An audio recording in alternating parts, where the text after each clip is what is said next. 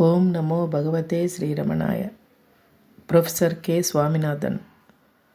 మద్రాసులోని presidency కాలేజీలో English బోధించేవారు. 100 సంపుటాల మహాత్మా గాంధీ రచనల సంకలనానికి వారు ప్రధాన సంపాదకులు. ఇది మహత్తరమైన రచన. కొంతకాలం వారు ది మౌంటైన్ పాత్కి సంపాదకులు. శ్రీరమణ పరమాత్మ అనే గ్రంథాన్ని రచించారు. నేషనల్ బుక్ ట్రస్ట్ వారికై శ్రీ రమణ మహర్షి అనే గ్రంథాన్ని కూడా రచించారు. మురుగునార్ రచించిన గురువాచిక కోవై, రమణ సన్నిధి మురై కవితలను ఇంగ్లీష్లోకి అనువదించారు. ఆశ్రమానికి వ్రాసే ఉత్తరాలలో శ్రీ భగవాన్ని అమ్మ, అప్ప అని సంబోధించేవారు. అంటే తల్లిదండ్రుల లక్షణాలను కనబరిచేవారని అర్థం. ఉత్తరాలలో శ్రీ రమణ శిశువు అని సంతకం చేసేవారు. 1972లో వారికి పద్మభూషణ్ బిరుదు లభించింది. భగవాన్తో ఆయన అనుభవాలు ఆయన మాటల్లో. నేను మొదటిసారిగా శ్రీ భగవాన్ గురించి 1927లో విన్నాను. కానీ దుష్టము, ఉన్మత్తము అయిన ఈ ప్రపంచంలో చేయవలసిన పనులెన్నో ఉండగా మహాత్మా గాంధీ సమాజానికి ఉపయోగపడే అన్ని కార్యక్రమాలు నిర్వహిస్తూ దేశంలో ఒక మహత్తరమైన ఉద్యమాన్ని నడుపుతుండగా ఏదో ఒక మూల ఏమీ చేయకుండా ఉండేవారి గురించి నాకేమీ ఆసక్తి కలగలేదు. 1940లో మా తండ్రి గారు గతించిన తరువాత ఎన్నో సమస్యలను, మానసిక సంఘర్షణలను ఎదుర్కొనవలసి వచ్చింది. అప్పుడు నాకు పెద్ద దిక్కు అయిన సర్ పిఎస్ శివస్వామి అయ్యర్ బెంగళూరులో ఉండే ఒక సంస్కృత పండితుని వద్ద బ్రహ్మసూత్రాలను అభ్యసించమని సలహానిచ్చారు. అప్పుడు నాకు అర్థమైంది, పైకి సోమరిగా కనపడే శ్రీ భగవాన్కి నేపథ్యం అతి గంభీరమైనదేదో ఉందని. ఇదంతా కేవలం సిద్ధాంతం కాదు. తిరువన్నామలైకి వెళ్ళి స్వయంగా వారిని దర్శించమని ఆయన చెప్పారు. కవిత్వంలో ఎంతో ఆసక్తి ఉన్నవాడినవటం వల్ల మురుగునార్ కృతులను చదివాను. ఇంతటి గొప్ప కవిత్వానికి స్ఫూర్తినివ్వగలిగిన వారు దైవిక సంపన్నులే అయి ఉంటారనుకున్నాను. నేనెంతో చలించిపోయాను. మురుగునార్ నన్నెంతో మార్చేశారు. గ్రాంట్ డఫ్ మా కాలేజీకి వచ్చినప్పుడు ఆయనకి నా కాలేజీనంతా చూపించాను. ఆయనతో ఒక వారం గడిపాను. ఆయన యథాలాపంగా రమణ మహర్షిని దర్శించుకున్నారా అని అడిగారు. ఇటాలియన్ తత్వంలో నిష్ణాతుడైన ఒక ఆంగ్లేయుడు మహర్షి గురించి నాకు చెప్పటం విని సిగ్గిల్లాను. దప్పిక తీర్చే నీటి వసతి సమీపంలోనే ఉందని ఆ మూర్ఖపు ఒంటికి తెలిసి వచ్చినట్లయింది నాకు. ఇదంతా సర్ శివస్వామి అయ్యర్కి చెప్పి నేను శ్రీ రమణ దర్శనానికి వెళ్ళదలుచుకున్నానని అన్నాను. ఆయన, నువ్వింకా చిన్నవాడివి, కుటుంబ బాధ్యతలు కలవాడివి. శ్రీ భగవాన్ దగ్గరికి వెళ్తే ఆయన ప్రభావంలో కొట్టుకుపోయి అగాధంలో పడిపోతావు. కాబట్టి ఒంటరిగా వెళ్లకు. నీతో బాటుగా ఎవరినైనా అతి సన్నిహితులను తీసుకువెళ్ళు. బోలెడన్ని బంధాలు కల్పించుకొని మరీ వెళ్ళు అని సలహానిచ్చారు. అందువల్ల నా భార్యని, 2 విద్యార్థులని నా వెంట తీసుకువెళ్ళాను. ఆప్తులని గాని, లోకంలోని నా సుఖాలను గాని వదులుకొనేట్టు మహర్షి చేయలేదు. వాళ్ళనందరినీ నాతో ఇంకా సుసంపన్నంగా, పవిత్రంగా ఉంచారు. శ్రీ మహర్షి విరజిమ్మే కాంతి వల్ల నా మట్టుకు నాకు షేక్స్పియర్, కీట్స్, వర్డ్స్వర్త్, బైబిలు ఇంకా ఎక్కువగా స్పష్టంగా తోచాయి. మహర్షి తరచూ బైబిల్లోని వాక్యాలను ఉపయోగిస్తుండేవారు. ఊరికే ఉండు, నేనే భగవంతుణ్ణని తెలుసుకో, స్వర్గధామం నీలోనే ఉంది, నా తండ్రి నేను ఒకటే వంటివి. 1940 సెప్టెంబర్ 29వ తేదీన లభించిన శ్రీ మహర్షి ప్రథమ దర్శనం నా జీవితంలో చిరస్మరణీయమైన సంఘటన. ఆఖరి దర్శనం 1950 ఏప్రిల్ 14కి ఒక పక్షం పూర్వం కలిగింది. ఈ నడిమి కాలంలో ఆశ్రమానికి వారాంతాలలో, సెలవుల్లో తరచూ వెళ్తుండేవాణ్ణి. ఈ దర్శనాలు నాకెంతో ఆరోగ్యాన్ని, ఆనందాన్ని, సడలని నైపుణ్యాన్ని, అంటే మంచి నిద్రవలే ఇచ్చేవి. తల్లి ఒడిలో భద్రంగా కూర్చునే శిశువు సంతోషం వంటిది నా సంతోషం. ఆకాశంలోని సూర్యుని వలె, గదిలో మనం గమనించని సూర్యకాంతి వలె శ్రీ భగవాన్ పరిపూర్ణ తటస్థులు. ఇంతటి తటస్థులు అకస్మాత్తుగా వ్యక్తిత్వాన్ని దాల్చేవారు.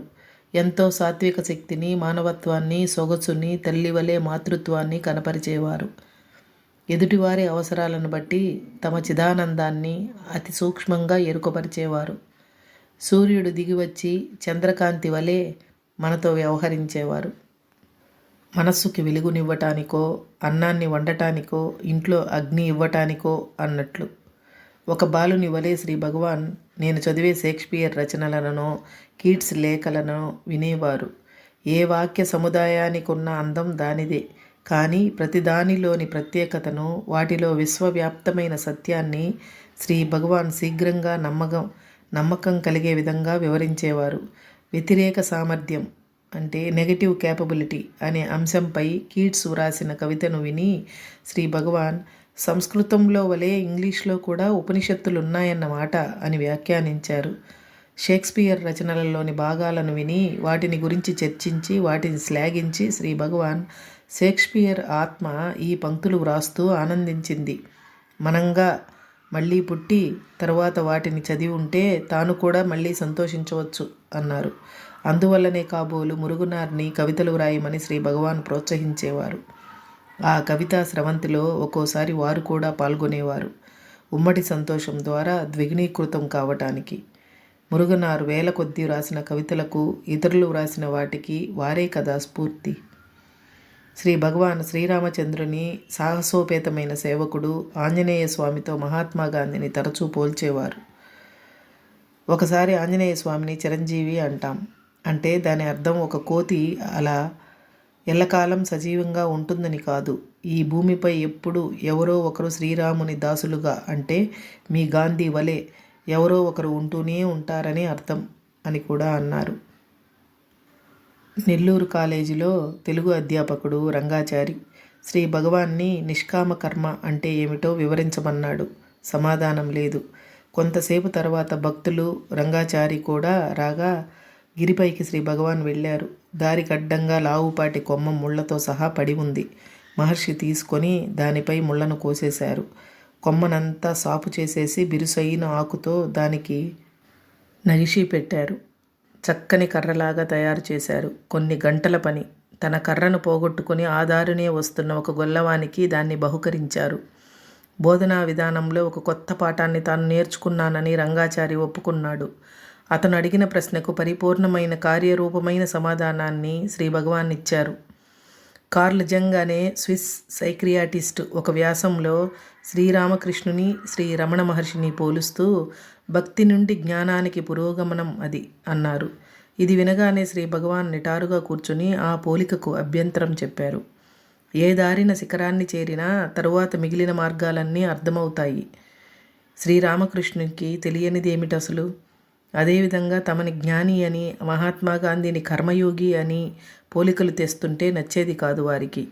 చూచే కళ్ళు, పనులు చేసే చేతులు ఒకే ఒక శాశ్వతమైన మంచితనానికి అవయవాలు వంటివే. శ్రీ భగవాన్ ప్రతి చోట పనిచేసేది ఆధ్యాత్మిక శక్తి ఒక్కటే అనేవారు. ఒక్కొక్కరు ఒక్కొక్క పని చేస్తుంటారు. వాటిలో హెచ్చుతగ్గులు చూపటం అహంకారం యొక్క ఆట అనేవారు. శ్రీ భగవాన్ తమిళంలో కానీ, తెలుగులో కానీ, మలయాళంలో కానీ మాట్లాడడానికి ఇష్టపడేవారు. కానీ ఇంగ్లీష్లోకి అనువదించడంలో దొర్లే తప్పులను దిద్దేవారు. ప్రారబ్ధాన్ని వివరిస్తూ తరచూ అసంకల్పిత దైవ కార్యం అనే మాటని వాడేవారు. దీనికి ఒక పోలిక తెచ్చేవారు. ఎలక్ట్రిక్ ఫ్యాన్ని ఆపేసిన తర్వాత కూడా పూర్తిగా ఆగే ముందు కొంతసేపు అది నెమ్మదిగా తిరుగుతూనే ఉంటుందని. కానీ కావాలంటే ఒక కర్రతో వెంటనే ఆపవచ్చు కూడా అని నవ్వుతూ అనేవారు. శ్రీ భగవాన్కి దేవతలంటే ఎంతో గౌరవం. తమ మాటలలో తరచూ దేవతల ప్రస్తావన తెస్తుండేవారు. కానీ వారు ప్రధానంగా చెప్పేది శుద్ధ జ్ఞానం గురించే. అంతేకాకుండా భగవంతుని తత్వాది ఊహల గురించి, అసందర్భమైన సమస్యల గురించి ఏమీ మాట్లాడేవారు కారు. ఈ విషయంలో వారు బుద్ధుని వంటివారు. మానవ జీవితానికే ఒక శక్తిని, అర్థాన్ని ఇచ్చి ఆధ్యాత్మికము, లౌకికము అనే విభేదాలను తొలగిస్తుంది శ్రీ భగవాన్ ఉపదేశించిన విచార మార్గం. ఈ మార్గం చైతన్య పరిశోధన. ఈ విషయంలో వారు శాస్త్రజ్ఞుని వంటివారు. ఒక సందర్శకుడు నేను ఏ ఆధ్యాత్మిక గురువుని ఆశ్రయించాలి అని అడిగినప్పుడు శ్రీ భగవాన్ నీకు శాంతినిచ్చే గురువుని ఎంపిక చేసుకో అని సలహానిచ్చారు. ఎందరో భక్తులు తమకు శ్రీ భగవాన్ సన్నిధిలో శాంతి లభిస్తుందని చెప్పేవారు. ఇదే వారు ఆ సందర్శకునకు చెప్పినది. తత్వరాయుని కథ అంటే శ్రీ భగవాన్కి ఇష్టం. తత్వరాయుడు తన గురువు గౌరవార్థం భరణి అనే ప్రక్రియలో కవితని వ్రాశాడు. పండితులను కొందరిని ఆహ్వానించాడు ఆ కవితను ఆలకించటానికి. ఆ పండితులు ఒక అభ్యంతరం చెప్పారు. 1000 ఏనుగులను సంహరించిన వీరుని గురించే భరణి వ్రాయాలి గాని ఒక మామూలు సాధువు గురించి కాదన్నారు. అయితే సరే, మనమంతా మా గురువు గారి వద్దకు వెళ్ళి వారి సమక్షంలోనే ఆ విషయం తేల్చుకుందాం అన్నాడు. గురువు వద్దకు వెళ్ళిన తర్వాత తమ సమస్యను ఆయనకు నివేదించాడు. గురువు మౌనంగా కూర్చున్నాడు. మిగిలిన వాళ్ళు కూర్చున్నారు. ఒక్కరికి ఒక్క ఆలోచన కూడా రాకుండా కొన్ని దినాలు గడిచిపోయాయి. ఇట్లా కొంతకాలమైనాక గురువు కొద్దిగా తన మనసుని చలింపచేశాడు. ఆ పండితులంతా ముక్తకంఠంతో, మదపు టేనుగుల వంటి మా అహంకారాలను నిశ్చలం చేసిన ఈయన శక్తితో పోలిస్తే 1000 ఏనుగులను వధించటం ఏమంత ఘనకార్యం కాదు అన్నారు. తత్వరాయుణ్ణి తన భరణిని చదివి వినిపించమని కోరారు. నేను ఎవరిని అనే ఆత్మవిచారం వల్ల కానీ, శరణాగతి వల్ల కానీ ఎవరైనా ఇహపరాలలో భద్రంగా, సంతోషంగా, సౌకర్యంగా జీవించవచ్చని అందరినీ ఒప్పించవచ్చన్నదే శ్రీ భగవాన్ ధ్యేయం. అందరికీ శ్రీ భగవాన్ మిత్రులే. యోగి అయినా, పాపి అయినా, రాకుమారుడైనా, పామరుడైనా, విద్వాంసుడైనా, నిరక్షరాస్యుడైనా, గోవు అయినా, కుక్క అయినా, కోతి అయినా, ఎవరికైనా సరే. జేసీ మొలని ఐసీఎస్ జిల్లా కలెక్టర్ తన పెంపుడు కుక్కకి తన సామీప్యం కంటే మహర్షి సామీప్యమే మక్కువ అని వ్రాశాడు. గిరి మీద మహర్షిని దర్శించి వచ్చి చూసుకుంటే నా పెంపుడు కుక్కలలో ఒకటి కనపడలేదు. సాయంకాలం మహర్షియే పారిపోయిన కుక్కని తెచ్చి అప్పగించారు. ఆ కుక్క నా వద్దకు తిరిగి వచ్చింది. నా దగ్గర ఉంచుకునేవాణ్ణే కానీ మీ కుక్కని నేను దొంగిలించటం ఎందుకని మహర్షి అన్నారు అంటూ రాశాడు. వారి సన్నిధి ఆనందమయం. అక్కడ స్త్రీలు, హరిజనులు కూడా సాదరంగా ఆహ్వానింపబడేవారు. అందరికీ వారి సామీప్యము, సౌలభ్యము అనుభవమయ్యేవి. 1940 ప్రాంతాల ఒకనాడు హాలు బయటనే ఇంకా కొందరితో కూర్చున్నాను.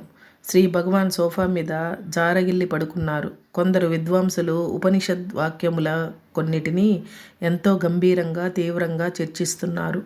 శ్రీ భగవాన్తో సహా అందరూ శ్రద్ధగా వింటున్నారు. ఉన్నట్టుండి శ్రీ భగవాన్ లేచి బయటకు కొంత దూరం నడిచి వెళ్ళారు. అక్కడ ఒక బడుగు వర్గపు గ్రామస్తుడు చేతులు జోడించి వినయంగా నిలబడ్డాడు. అందరూ శ్రీ భగవాన్ని, ఆ గ్రామీణుడిని చూస్తున్నారు. వాళ్ళిద్దరూ ఏదో మాట్లాడుకుంటున్నట్టున్నారు. కాసేపటి తర్వాత శ్రీ భగవాన్ తిరిగి వచ్చి సోఫా మీద కూర్చున్నారు. విద్వాంసుల చర్చ మళ్ళీ ప్రారంభమైంది. శ్రీ భగవాన్ అంత అకస్మాత్తుగా ఎందుకు లేచి వెళ్ళవలసి వచ్చిందో తెలుసుకుందామన్న కుతూహలంతో వెళ్ళి ఆ గ్రామస్తుడిని కలుసుకున్నాను. అతను ఇట్లా చెప్పాడు. నేనంత దూరంగా ఎందుకు నిలబడ్డానని శ్రీ భగవాన్ అడిగారు. నా పేరుని అడిగారు. మా గ్రామం గురించి, నా కుటుంబం గురించి కూడా అడిగారు. అప్పుడు నేను ఆయన్ని మీరు ఏమైనా అడిగారా అని అడిగాను. ఆ గ్రామస్తుడు వారి ఆశీర్వచనాలని నేను ఎట్లా పొందగలనని అడిగితే వారు మా గ్రామంలో ఏదైనా గుడి ఉందా అని అడిగి, ఉంటే అక్కడి దేవుడి పేరు ఏమిటి అని కూడా అడిగారు. నేను ఆ దేవత పేరు చెప్పగానే ఆ దేవుని పేరునే జపం చేస్తుండు, నీకు కావలసిన ఆశీర్వచనాలన్నీ దొరుకుతాయి అన్నారు అని చెప్పాడు. తిరిగి శ్రీ భగవాన్ సన్నిధికి వచ్చానే కానీ అక్కడ జరిగే చర్చలో ఆసక్తి పోయింది. ఒక పామరుని వినయం, భక్తి సద్గురువు కరుణను రేకెత్తించింది. ఎంతటి విద్వత్తు అలా చేయలేదు కదా అనిపించింది. వృత్తిరీత్యా అధ్యాపకుణ్ణే అయినా అంతరంగంలో ఒక వినయ సంపన్నుడైన పామరుని వలె, ఏమీ తెలియని వాని వలె మసులుకుంటూ ఎప్పుడూ శ్రీ భగవాన్ అనుగ్రహానికై ప్రార్థిస్తుండాలని నిర్ణయించుకున్నాను. శ్రీ స్వామినాథన్ కవితాభావాలు. శ్రీరమణులు పరమాత్మ. గీతలో చెప్పిన జ్ఞానివి, జీవన్ముక్తుడివి, వివేక చూడామణివి, ఏ కోరిక లేకుండా, ఏ పక్షము వహించకుండా కనబడని కార్యకర్తవు, నడిచిపోయే వాటిని తటస్థంగా సాక్షిభూతినిగా వీక్షించేవాడవు, సచిదానందంలో స్థిరపడిన వాడవు. ప్రకాశమానమైన కొండ శిఖరానికి నీవెంచుకున్న మార్గం నిటారుగా ఉంటుంది. అది నిటారే కాదు, దగ్గరిది, సూటి అయినదీను. అక్కడ చీకటి లేదు, గందరగోళం లేదు, ప్రమాదం లేదు. విశ్వాసానికి ఆధారము, ఆశకి ఉషస్సు, దాతృత్వానికి శిశువు, పవిత్ర ఋషి, శిఖరంపై గల మౌనమూర్తి, జ్యోతిర్మయ నేత్రాల శార్దూలమా, మమ్మల్ని వెతికావు, మమ్మల్ని పట్టుకున్నావు, విడవకు మమ్ము, నెమ్మదిగా కబళించు ఓ అరుణాచల రమణ. హరే రమణ.